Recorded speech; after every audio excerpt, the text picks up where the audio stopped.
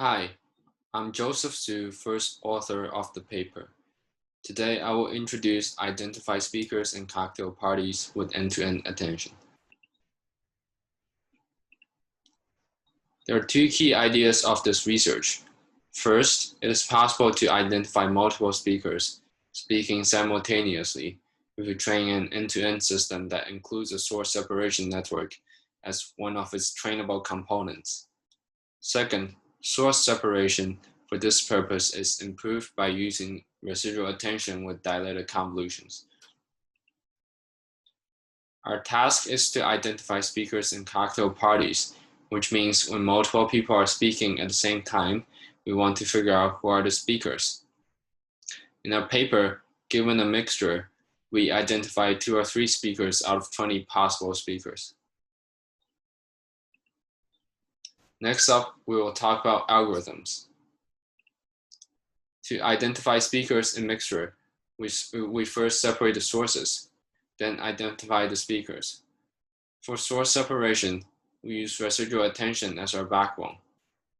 In this architecture, the soft mask branch uses an hourglass network to compute a mask with the same size as the feature tensor, and analog to ideal binary mask in the time-frequency domain. The trunk branch uses a simple convolution to output next level feature, which is multiplied by the soft mask in an element twice fashion.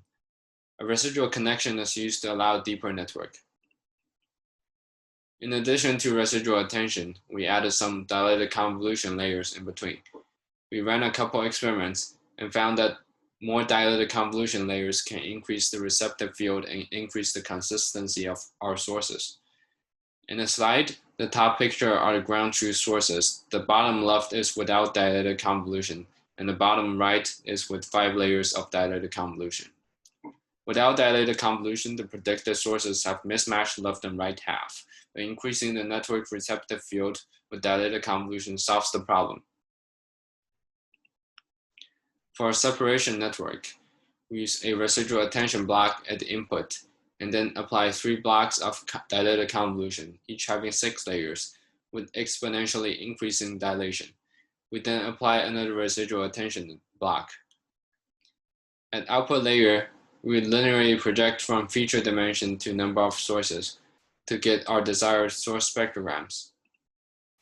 For our speaker identification model, we experimented with 2 different neural networks.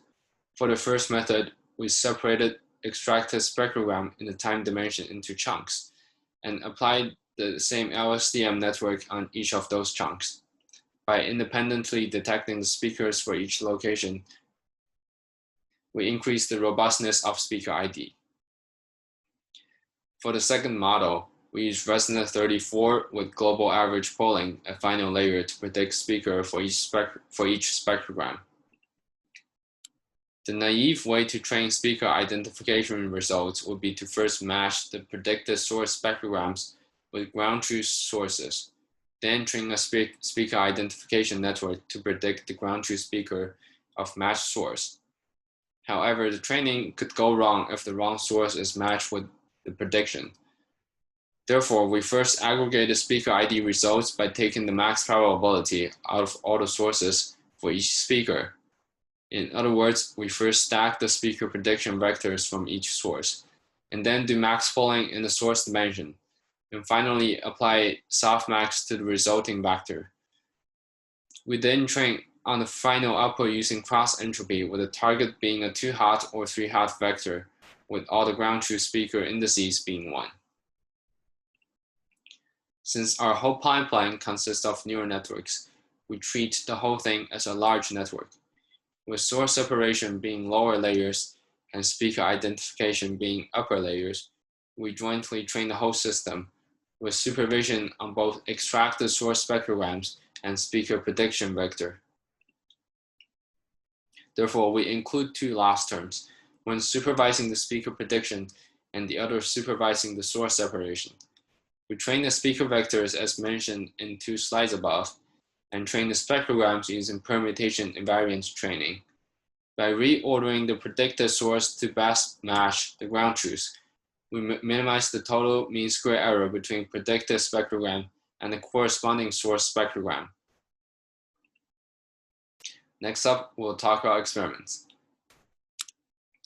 For a dataset, instead of using WSJW, WSJ0, which is the commonly used dataset to generate mixtures for source separation problem, we used Hub4. The difference is that Wall Street Journal is pre-recorded with Sennheiser headphones, while Hub4 is taken from broadcast television. So Hub4 is a lot more noisy and contains less silence. Hub4 speakers are mostly TV hosts, but also sometimes has public figures like Bill Clinton. We take 20 speakers with the most total speech time from the dataset and split their speech into 2-second segments. We did a measurement on what's the percentage of time that those segments are silenced, defined as below 30 decibels of max speech volume. It turns out that only 6.2% of total duration of recording is silenced, meaning that most duration in the mixtures contain at least 2 speakers. To generate mixtures, we split all segments into 3 groups of train, validation, and test. Within each group, we use each segment once as an anchor and randomly select the other 1 or 2 segments from the same group to generate the mixture. Therefore, we make sure every segment is covered at least once in all the mixtures. We run 2 baseline systems. The first baseline we run is based on a convolutional neural network with dilation. It takes F-bank features of the mixtures and uses the neural network to directly predict soft speaker labels for each frame, giving a probability to each speaker that add up to 1. Note that there is no inherent source separation present in this system, so speaker distribution is directly approximated. For the second baseline system, we use the scheme where we first separate the sources and then identify the speaker of each source, and finally aggregate the speakers by selecting the 2 speakers with highest probability across the sources. For source separation, we use the state-of-the-art CompTestNet, while for speaker detection we use SyncNet. Note that both networks are waveform-based, so no feature computation is required. We first train the source separation network using permutation invariant training, and then train the speaker ID network on the separation output. For our own model, since our final goal is not to compute the source separation, we use spectrograms as our features.